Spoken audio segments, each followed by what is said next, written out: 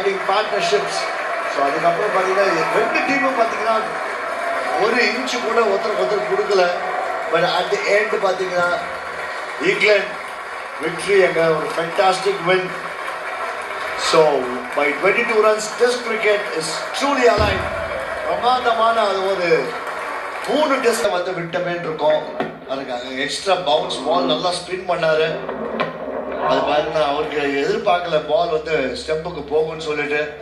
So இது pressure, இது அந்த ரியாக்ஷன் அவருக்கு எங்கே போச்சுன்னு தெரியறதுக்கு ஸ்டெம்பில் பட்டிருக்கு. And England started celebrating.